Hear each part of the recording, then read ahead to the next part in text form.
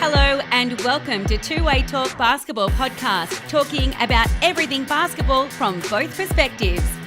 With dual Olympian and NBL champion Mark Worthington and dual Olympian and 2 times NBL MVP Chris Anstey, hosted by sports presenters Candy Hertz and Nathan Stremple. Let's get into it.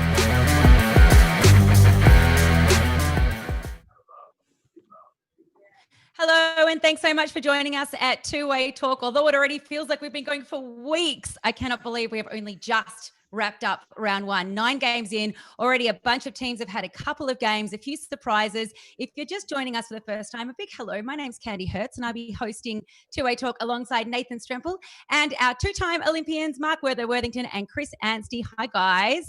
We're going to get straight into this second half of round 1. Let's check out what happened in game 1. It was Bendigo versus Sydney. Let's get straight into it.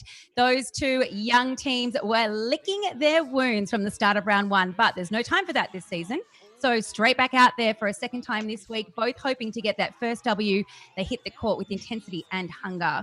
The 2 stars of the games were quick guards, Tess Lavey from Spirit and Lauren Manson from Sydney. Tess came out firing that first quarter, sinking open threes. Bendigo made a little adjustment. They slowed her down for a hot minute, but then Lauren and the Flames were too good for Bendigo, with the final score a huge difference, 63 to Bendigo, 100 to the Flames. Now, Sydney out-rebounded Bendigo 53 to 39. The second chance points differential had Sydney at 20 and Bendigo at just 6. Tess played some big minutes and finished the night with a double-double, 15 points and 10 assists. Lauren down 24 points with 7 of 10 threes. We know 3 points this season have already been pretty low across the league, so she was probably rather pleased with herself with that one. Chris, that's a heavy loss to Bendigo. They've got their next game tonight. What can they learn from this game to take into tonight's game against the Caps? Well, they just need to get better. I know that sounds simple, but Tess Lavey and Carly Ernst need to be their most dominant players. They need to shoot the ball a lot. And you're right, they need to be more aggressive on the defensive end. You mentioned Lauren Mansfield. She had 14 points in the first 8 minutes of the game. And the scout from Bendigo was to go under every on-ball screen. She went and hit her first 3 threes.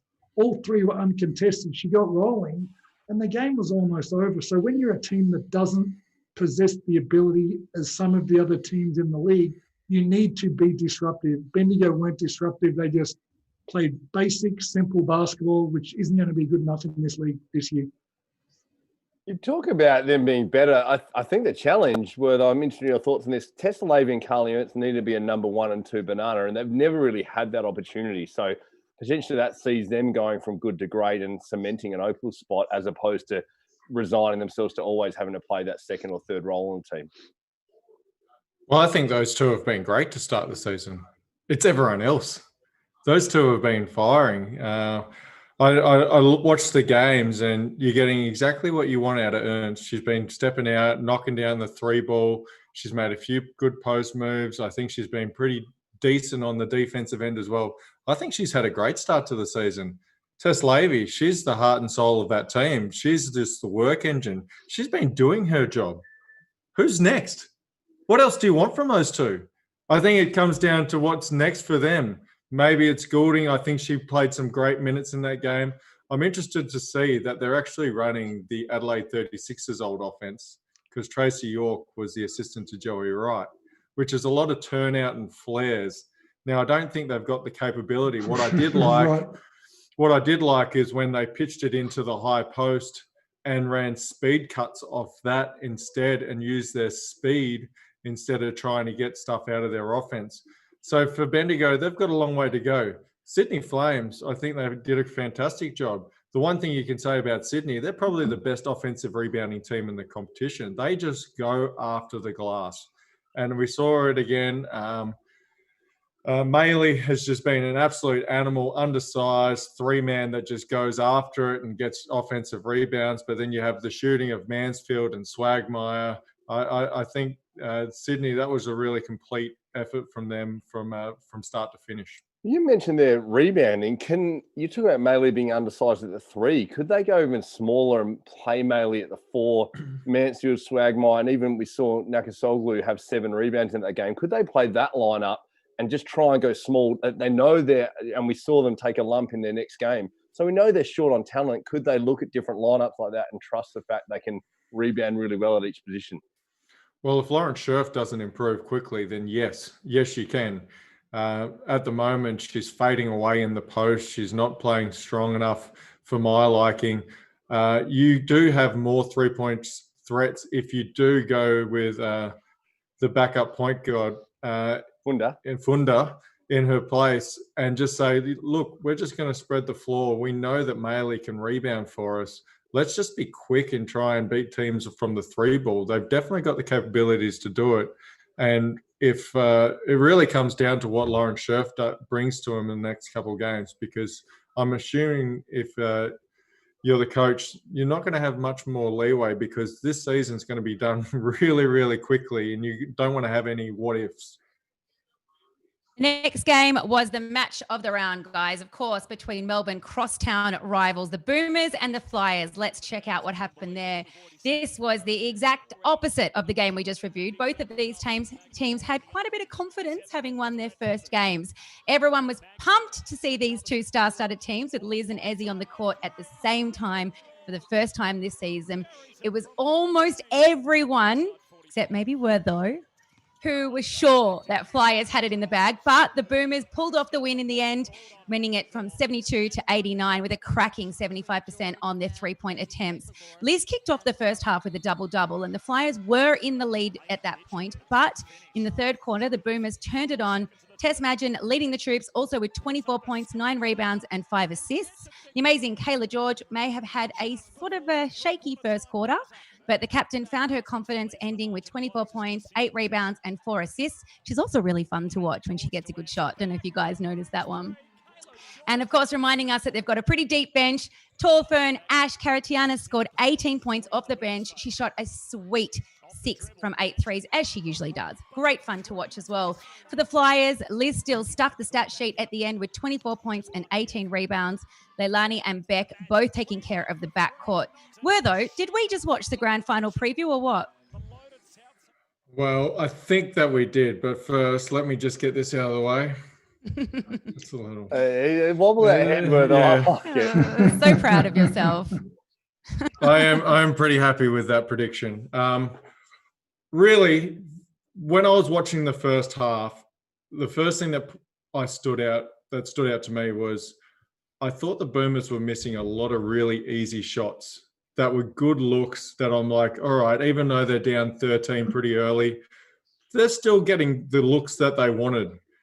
And then at halftime, I looked at the box score and I'm like, this is really going to come down to whose bench is better at the end of the day, who's going to contribute, because till halftime, there wasn't much contribution from either bench at that stage. I said in my notes after the first 4 games that I thought the Boomers had a deeper bench than what the Flyers had, with contributors across the board. Now, it was Karatiana that got the job done in this game, knocking down 6 3-pointers. But it was really that third quarter. I think it was a 27-15 run that sort of just turned the momentum of that game. Kayla George was outstanding. And then if I'm looking as a Boomers fan, I didn't get much out of Maddie Garrett. I didn't get much out of Ezzy McBeggar. And yet we were still able to put them away by 17 points. For me, this was a big statement win from the Boomers and put the rest of the competition on notice of maybe don't all just look at the one side in Victoria, that the Boomers are the real deal. Can we just go? Sorry, Chris. I just need to go back to the head wobbler. Just talking about the Melbourne Boomers as we, after his Perth Lynx #1 ticket holder a week ago. Now he's all about the Boomers. You called the Boomers, and Candy, you said as she usually does, Karatiana, she doesn't usually drop 6 of 8. And you made that point about Bendigo. Who else can step up? To get not much out of Maddie Garrick or McBeggar, and then Karatiana can come through. That's ominous signs, isn't it, Chris? Absolutely it is. And warning signs and a wake-up call for the Flyers. And I mentioned it in the last game, but the thing when you have an extraordinarily talented team of athletes, that oftentimes they might score the ball fantastically or be great with the ball in their hands, but they're not great at 2 things: playing without the ball in their hands and playing defense. You'll find look at Andrew Gaze, the best scorer that this league's ever seen, they had to hide him on defense. You couldn't play a game with 5 Andrew Gazers. Now, the Flyers have a bunch of players who did not play defense. There was no backcourt pressure. There was no lane denial. There was no boxing out. There was no intensity on the defensive end. They just assumed that they'd cruise through for a win. The Boomers are too good for that. And I'm a little bit the same as you were, though. I looked at the scores and the Boomers were getting great shots. And the only player for the Flyers that got really uncontested looks was Liz. And she only got them when she worked. So it was a wake-up call for the Flyers. It was definitely a message to the league that, they are beatable. I think every other team needed to see that and almost be given the blueprint. So a great game to watch. Tess Madgen again was fantastic, shot the ball fantastically well and really gapped them in the third quarter and put the game away. And I think it's remiss if we don't make this point, though. Madgen doing Tess Madgen things, Kayla George doing Kayla George things. We said we didn't get much from Maddie Garrick.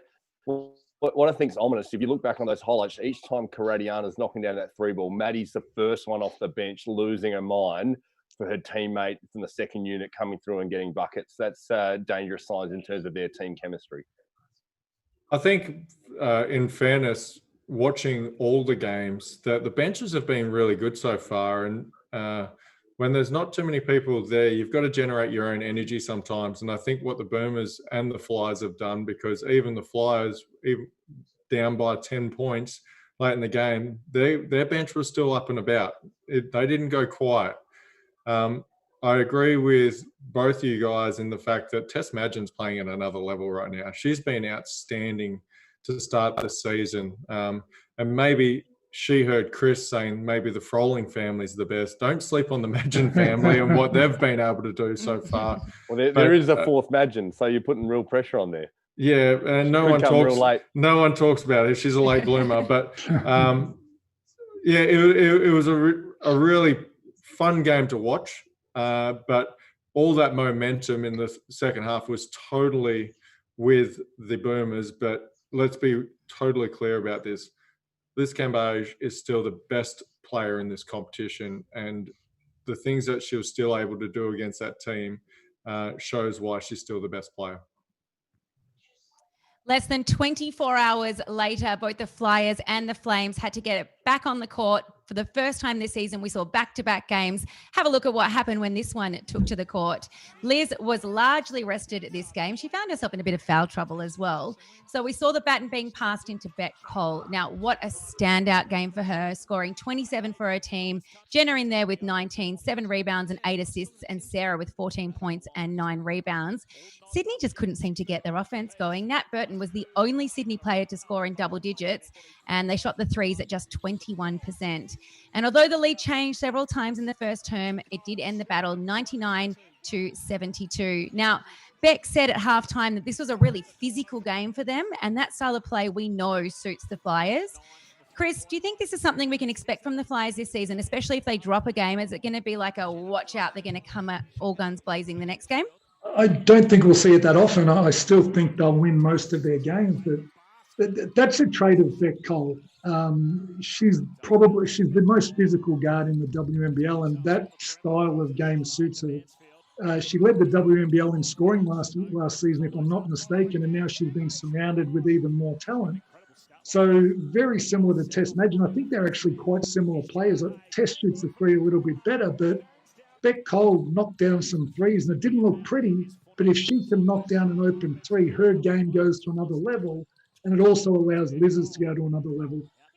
I found this game really interesting watching Liz, and one thing about being so big and dominant, especially early in games, I was really looking forward to see how Lauren Scherf matched up on Liz Cambage, the two biggest, strongest bodies in the league, or they should be.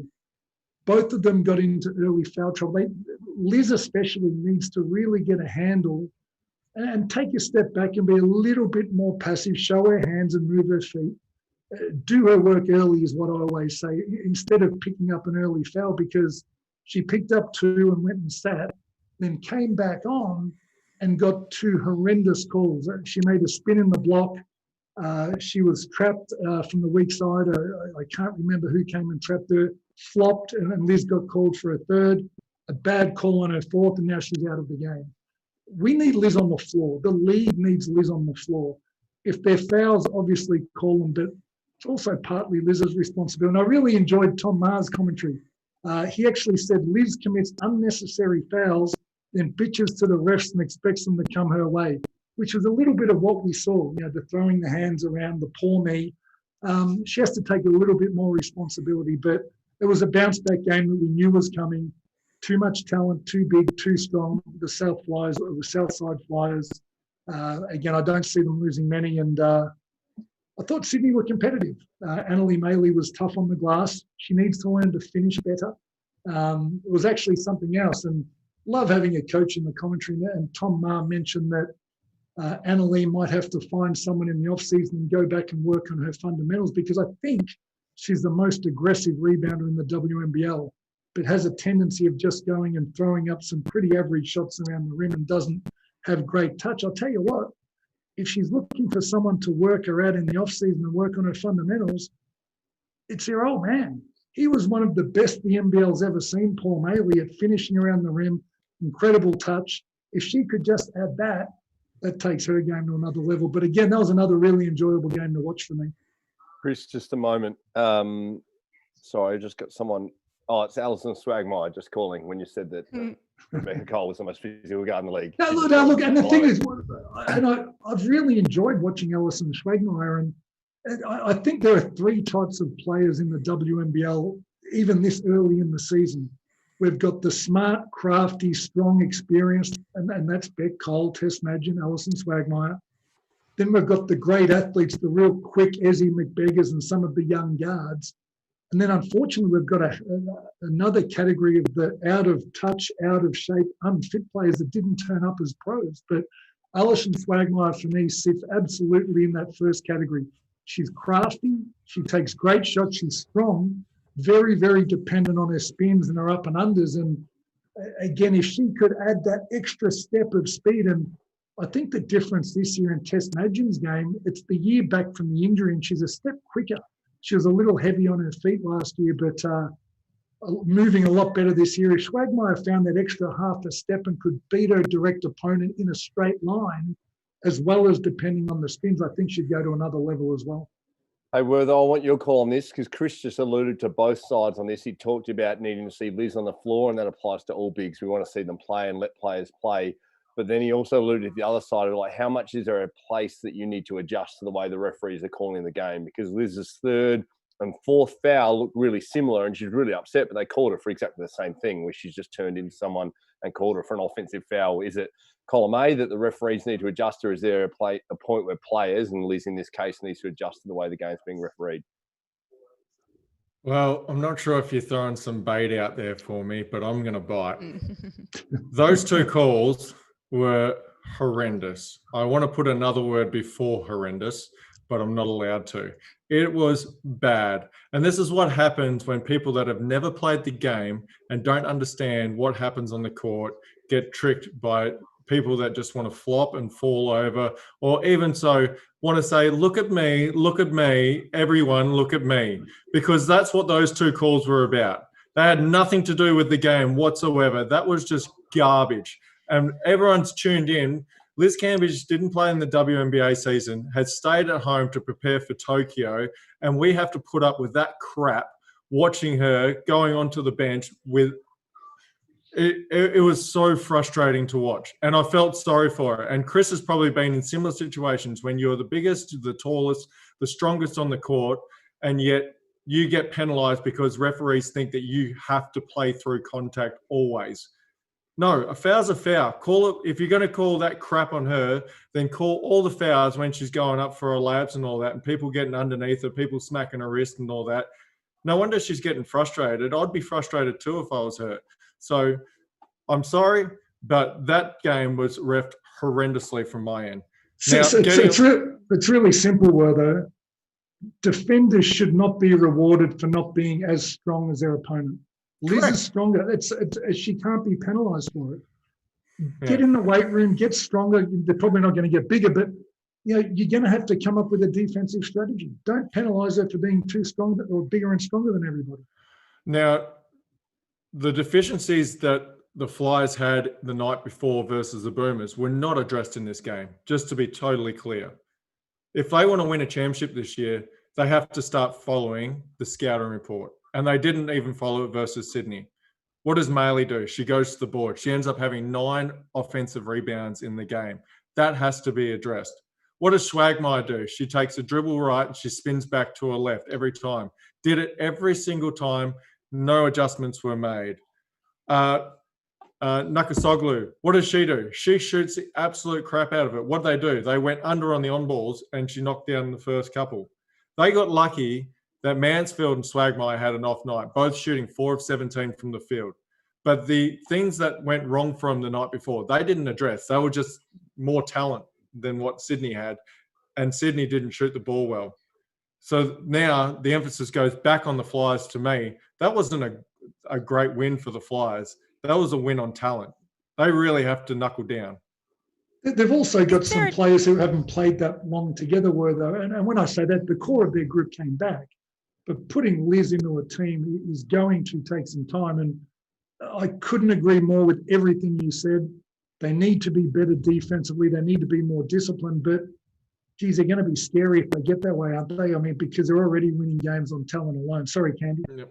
No, and Candy, just as you take us in the next game, this is 6'10" Wortho and 7'1" Chris Anstey talking about how big. Wow. I've grown. Well, I'm just enjoying all our listeners that are 6 foot and below hearing you guys talk about how big shouldn't be penalised for being big. I have to just quickly ask though, Wortho, is it possible in less than 24 hours to adjust your game? Like, don't you need a little bit more time to kind of get it right? Is that fair? No, because they're professionals. So you should know the scouting report. You should know who you're playing against. You should know. I mean, we've been watching the games and we've picked up on tendencies straight away. So if you're a professional, you know exactly who you're going in against and you know who you're playing against and you know their favorite move. It's really, really simple with the 3 that I point out, what their 3 best attributes are and what they do. And that's just from sitting from the couch. If they're more invested, they should know better. Fair. Let's move to the next game. We've got Perth versus Adelaide. Now, both teams taken to the court for the second time this season. Perth put on a mighty large fight, but they did lead the game for 27 minutes, and then Adelaide got that messy win with the final score 74-69. Now, superstar Steph Talbot, one of only 2 returning Lightning players this season, once again smashed the box scores with a double-double, 24 points, 11 rebounds, and Marina Whittle with 11 points and 10 rebounds. Katie Ebzery and Darcy Garvin were the stars of Perth with 23 points and then 17 points. Both teams had a shocker on the 3-point line, with Adelaide shooting 5 of 35 and Perth 6 of 28. Another win for Adelaide. They are now 2 for 2, still no wins for Perth. Wortho, should Steph Talbot be an early inclusion in our MVP conversations for the season? What do you think? Absolutely. I think she's leading the league in points and rebounds. Why wouldn't she be in the conversation? And I think she's shown us how versatile she is with all facets of her game. And really, what we were talking about with the other team of people having to step up, she's really just taken the bull by the horns and said, this is my team. They go as I go. And she's been fantastic to start the season. Now, what we will see with Adelaide this year is they have a lot of young talent on their roster. We'll see them play great games. We'll play them say not so great games. I said last episode, Perth is not a good team. They're going to struggle this year. And for them to be leading for that long in that game shows you where Adelaide probably is compared to their game one. If you look at Perth, Garvin, Ebzery and Kayla Steindl were the 3 main focuses. Once again, who else is giving them stuff? They've got a little bit off the bench, but overall they need to be able to put up more points. And if I'm Katie Ray, take more shots. You took 20 in that game. You need to be up at least 25 shots a game, in my opinion, to be able to get this Perth team a victory.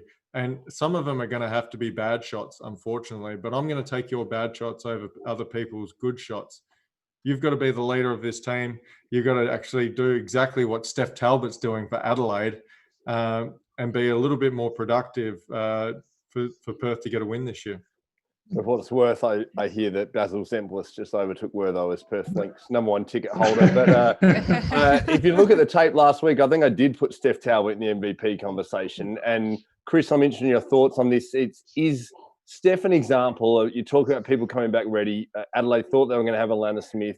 Steph's just showing these players that have had WNBA experience are just a level above others that haven't played in that league. And plays at both ends of the floor. I think if you look, she'll be leading the WNBL in steals as well. 7 in round 1, a couple that game. Really active on the defensive end, and needs to be, because she's going to be on the court for the majority of minutes every single game. The other part I want to mention is, and you mentioned it last week, Chris Lucas.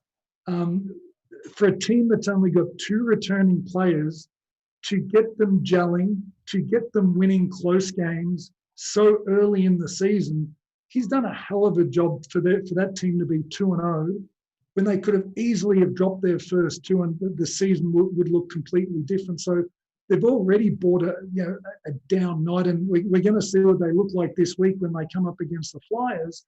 But they've given themselves a buffer. For me, Chris Lucas on top of the playing group has been an absolute standout so far. Let's move straight on to the very last game of this round 1. I can't believe it's still going. So many games per round. The final game of the round was, of course, returning champs Caps versus Townsville. Caps came into the night without a win yet in this season, and injury struck again these guys, with 3 star players unable to suit up for the match, including Kelsey Griffin. Scores were 34-31 to Townsville in the first half, but the Caps got it done in the end with an 11-point win, 78-67. Maddie Roche stole the show again with 24 points and 7 assists. Tolo with an efficient night, 13 points in 18 minutes. And Michaela Rove scored 10 points and 13 rebounds off the bench after that ankle injury she got last game.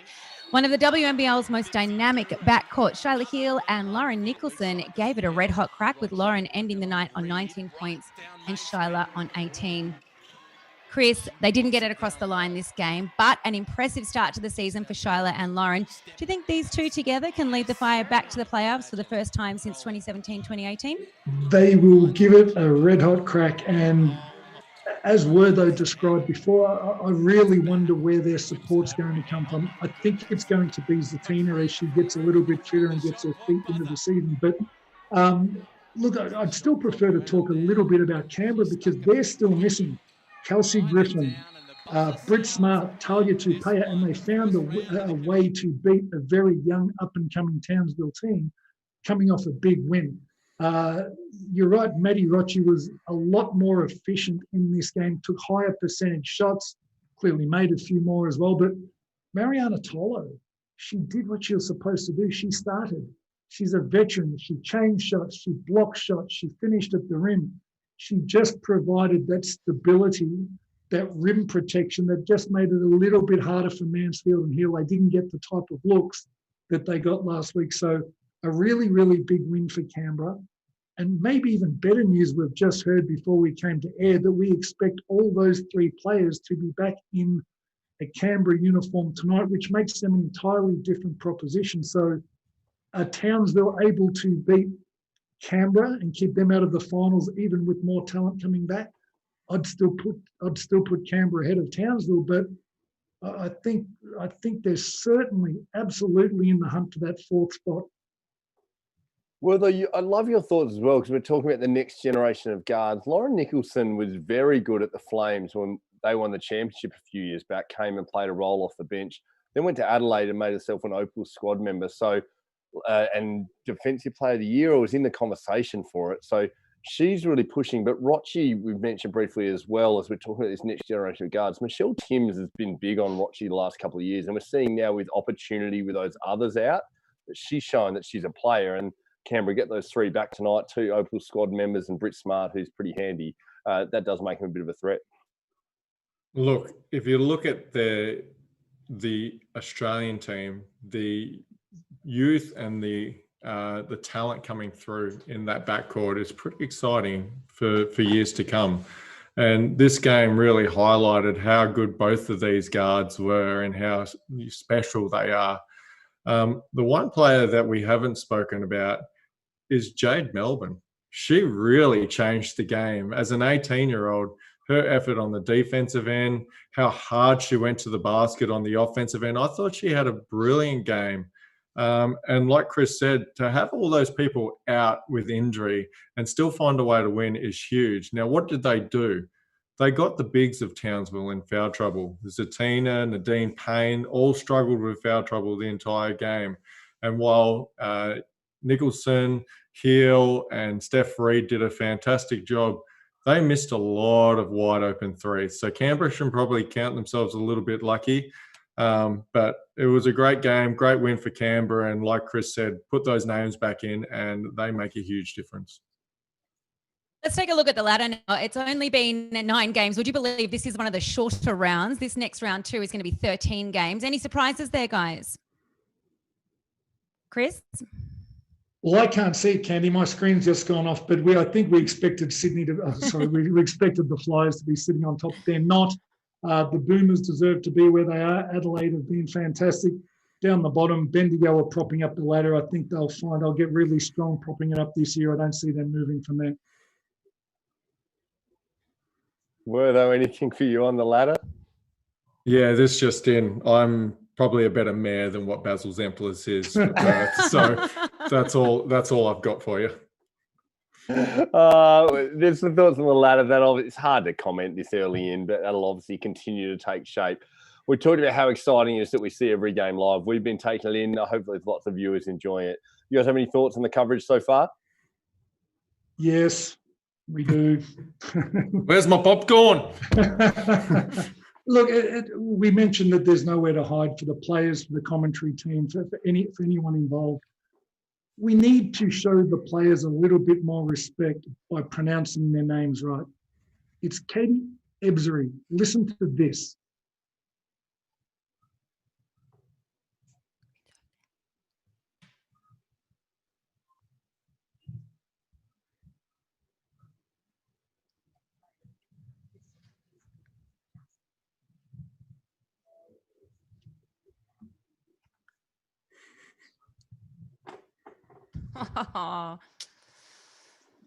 So Katie, we reached out to her on social media. She says she's been getting it a long time. It's Marina Whittle. It's not Mariana Whittle. And you know what? As much as I'm having a bit of a crack, Liam Santamaria, we've spoken about standouts. He was an absolute standout at the desk. Professional, did a wonderful job. Just watching the game that Liam called flowed so much better. So big pat on the back to Liam. But while we're on the coverage, I do want to add one more thing. And let me read this out so I get it right. KO's promotion of the Canberra versus Townsville game, which was coming on a live stream, was exactly this. Opal's teammates will be facing off as the Capitals' Darcy Garvin, wrong, she plays for Perth, and Tess Madgen, wrong, she plays for Melbourne, face Kelsey Griffin, wrong, she's actually with Canberra, the team that you thought the other two were with, and Mariana Tolo, who's also with Canberra, the other team that you just mentioned. We need to get the advertising right. We need to respect our professional athletes, and these athletes have been around for a long time. Katie Ebzery is an Opal. She's not a rookie. We should be able to respect our players by pronouncing their names correctly. Do your homework, get it right, commentary team.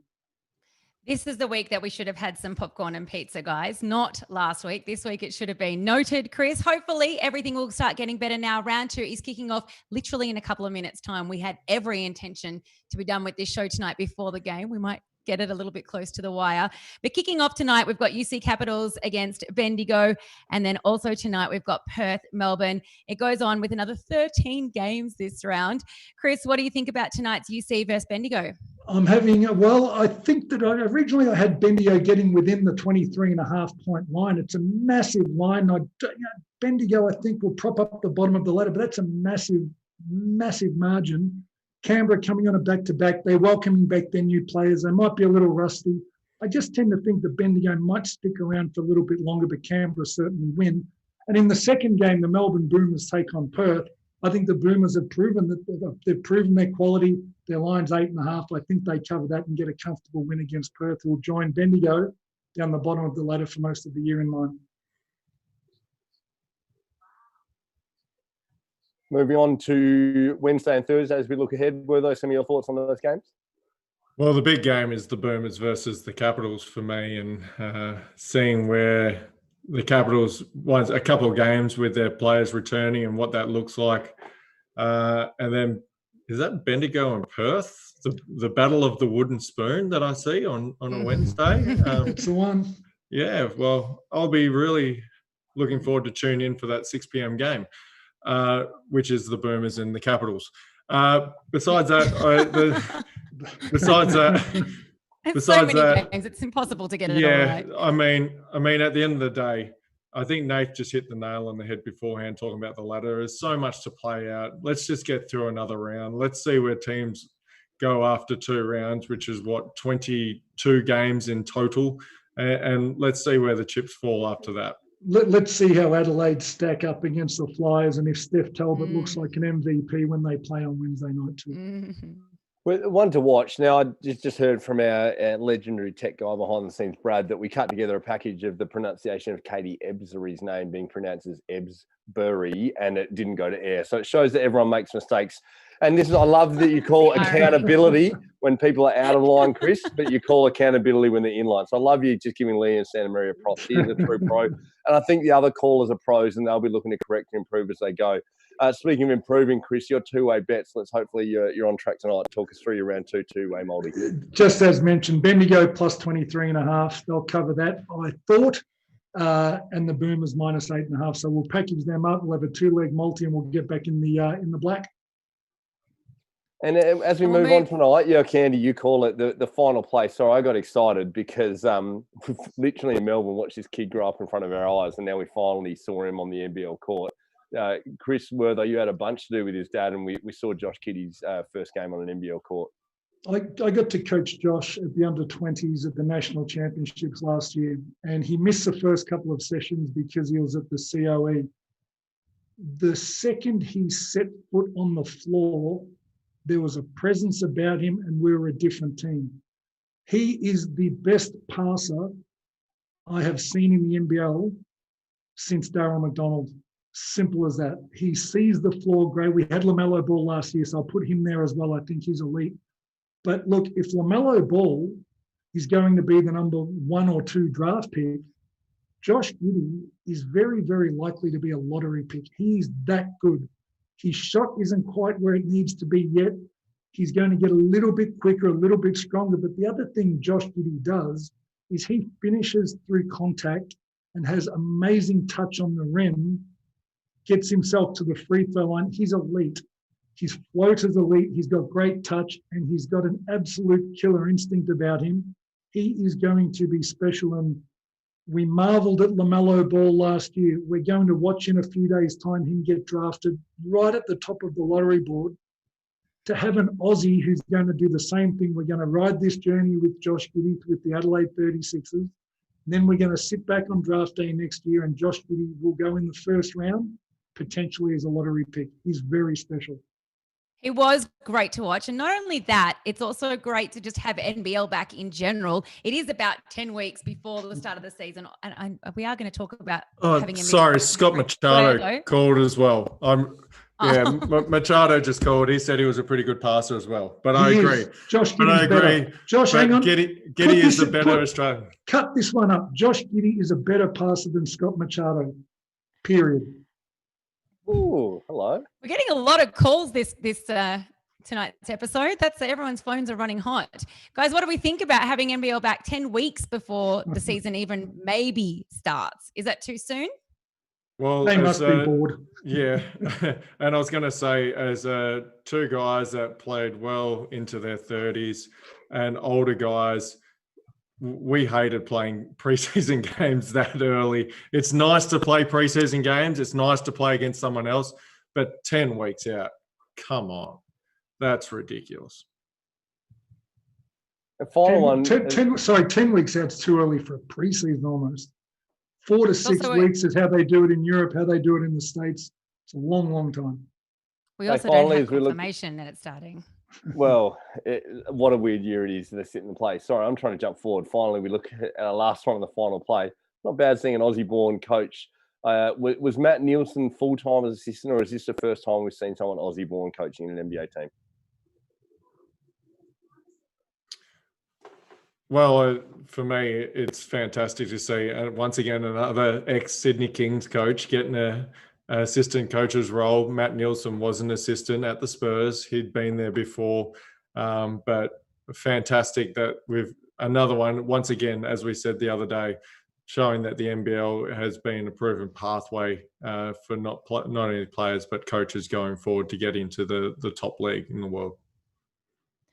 Well, guys, we did everything in our power to actually finish before 6. The good news is I don't know if the broadcast has started just yet. If anyone doesn't know and you're listening to us on any kind of podcast platform, whether it's Apple or whether it's on Spotify, we actually do go live on Facebook, YouTube, and Twitch as well. So that's why we're trying to get off your screens if you are watching us before the game starts. Of course, right now we've got the Caps versus Bendigo. Anyone going to call it? Who's got this one? Going to call something different, Wertho, with your wobble head? No, still happy to go for Caps. The Caps might win by 40. Replay is back. Okay. Pretty dangerous for the Caps. It's been great having you guys with us once again tonight. Thank you so much. We are Two-Way Talk Podcast. Wertho, Anstey, Nathan, good night. And to everyone else, we'll see you for our next episode. See ya.